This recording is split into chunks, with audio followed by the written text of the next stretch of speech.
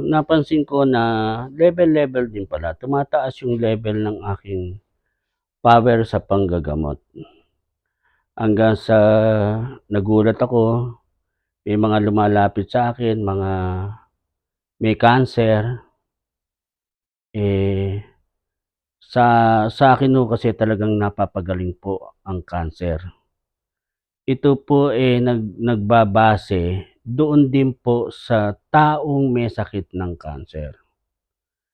Kasi may mga sistema at meron din dapat na hindi po pupuwedeng, yung nanggagamot lang ang aasahan. Siyempre katulad ng sinasabi ko, bawal magalit, bawal mag-isip ng masama, bawal matakot, nagdadasal. Kailangan din pong ginagawa nung taong pasyente na may nararamdaman ding kakaiba tulad ng may cancer. Bawal na bawal pong magalit. Ngayon kung ang gusto niyo po, talagang gumaling, kailangan po talaga ang tandem. Nandito ako na talagang, binigay ng Panginoon at binigyan ng misyon ng Panginoon. Kailangan din po yung tulong niyo na kailangan yung inyong pananampalataya, naniniwala po kayo sa itaas. Hindi po ako nagpapabayad. Wala pong bayad ang aking serbisyo. Yung iba, minsan nagpunta sa ibang manggagamot, nagpalista pa lang, may bayad na. Sa akin po hindi. Gagamutin ko pa rin ho kayo. Kay may pera, kay walang pera. 'Pag may pera, 'pag nag-abot, hindi ko rin po tinatanggap. Kasi po ito'y galing sa taas. Ngayon, marami naman ho talaga na may mga problema sa sa espirituwal, Kaso nasa paniniwala din po ng tao. Pag-alanganin po ang paniniwala, mahirap din hong pagalingin. Kailangan po nananampalataya kayo sa taas. At hindi rin po ako pupuwede nung, hindi lumalapit sa akin, bigla ko nalang gagamutin o basta-basta ko nalang gagamutin. Hindi rin po pupuwede 'yun dahil pakikialam po ang aking gagawin kapag hindi alam ng pasyente na siya'y gagamutin ko. Kasi meron pong iba na gamutin mo siya. Naku, hindi po pupuwede 'yun. Kasi ang mangyayari po pinakialaman ko 'yun. Yan po'y nasa Biblia, lumapit kayo sa akin at kayo'y aking tutulungan at kayo'y aking gagamutin. 'Pag hindi po lumalapit sa akin, hindi po ako nagbibigay ng serbisyo. Pakikialam po 'yun. Dati nga po, may 'pag nakita ko yung mga ginagamot ko, meron din palang, kung tawagin natin, puwede rin palang manggamot. Hinihikayat ko rin ho na turuan ko manggamot. Ang totoo ho nga niyan, marami na akong naturuang manggamot pero tinigil ko rin po. Kasi dito po, nandito kami sa mapaglinlang na mundo ng espirituwal. Hindi ho pupuwede dito na basta nakakarinig ka lang ng mensahe, na akala mo yung mensahe galing sa taas. Puwede rin po ang mensahe, nanggagaling sa masama. Kailangan pinag-aaralan din po ang mensahe. Lilimiin mong mabuti kung galing sa taas o galing sa mabuti. O galing sa masama.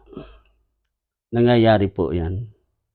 Marami pong tinatawag nating, sumisemplang na manggagamot kasi po ang sinasabi, meron daw mensahe sa kanila na hindi nila alam na yung mensaheng, naibibigay sa kanila, galing pala sa itim.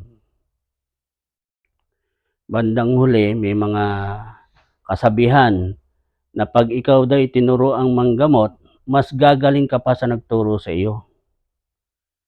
Sa akin po'y hindi gano'n.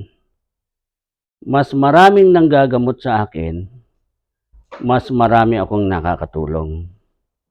Yung iba sinasabi, hindi magandang manggamot, itim daw ang dala, hindi po ako nakikialam. Basta't nakikita ko pong nanggagamot, yun po'y nakakatulong. Pero yung iba naman nung nanggagamot, gumagawa din ng hindi maganda. Mahirap din hong magtiwala. Kaya ang kailangan ho talaga, labis-labis na pag-aaral at paniniwala kung saan po kayo maniniwala at hihingi ng tulong.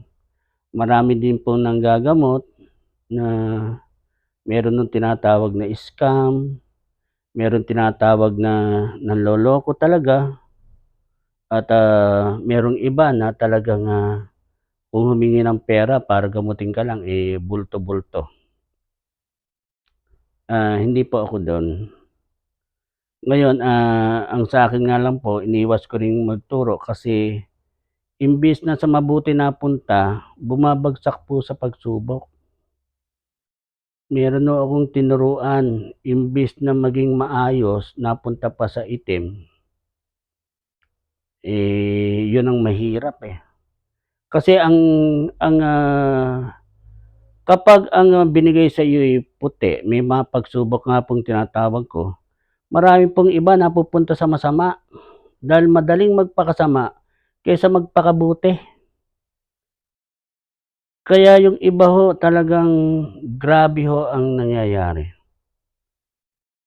Dating nanggagamot, ngayon magugulat kayo gumagawa na ng masama. Imbes na makatulong, nakapagbibigay pa ngayon ng problema. Merong iba nagpapagamot, bandang dulo, sila din ang gumagawa. Para bumalik ng bumalik sa kanila, marami hong mapaglinlang. Kaya kailangan din ho talaga yung labis na pag-aaral kung kanino kayo pupunta. Pag-iisipan niyo pong mabuti. Baka mamaya ito palang inyong nalapitan, manloloko lang. Marami po diyan na meron pang iba gumagamit ng mga anting-anting, orasyon, Latin.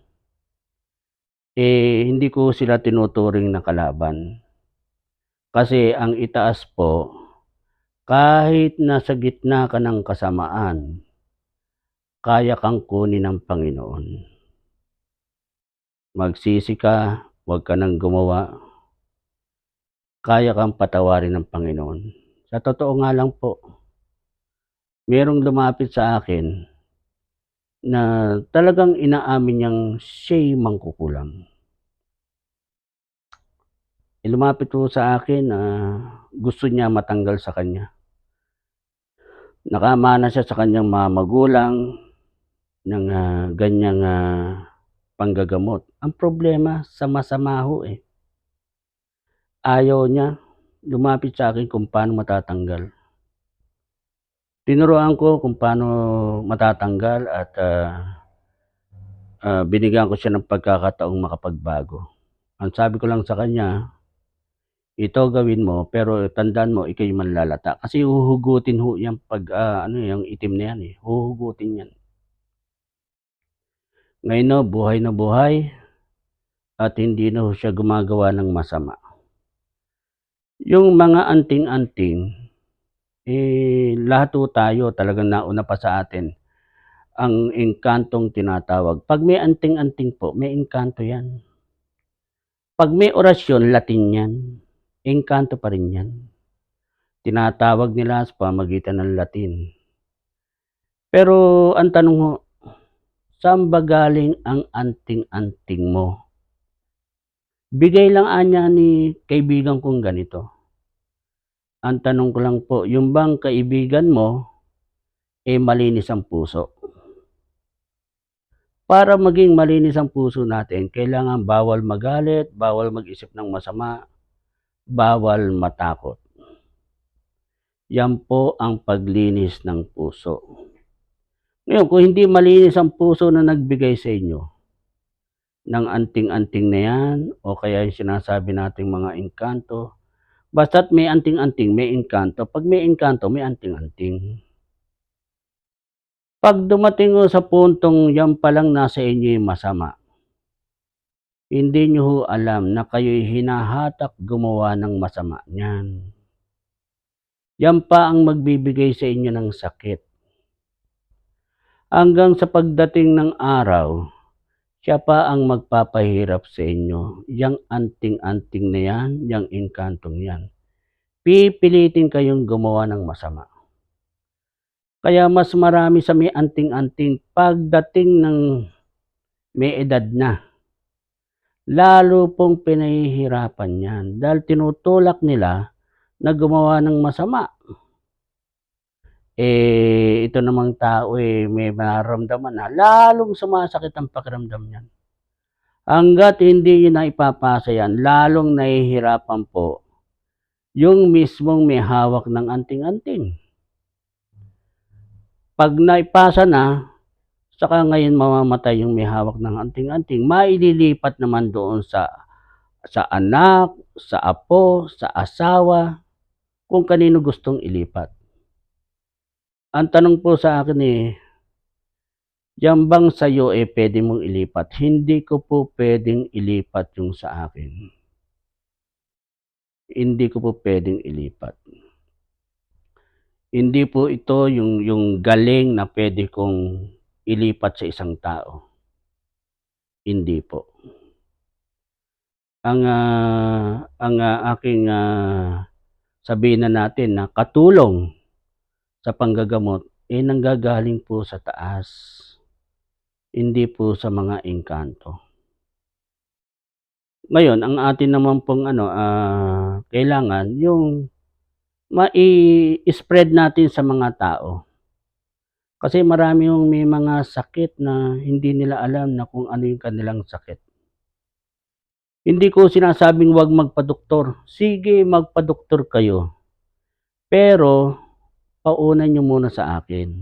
Kung may spiritual tatanggalin muna natin saka kayo magpadoktor.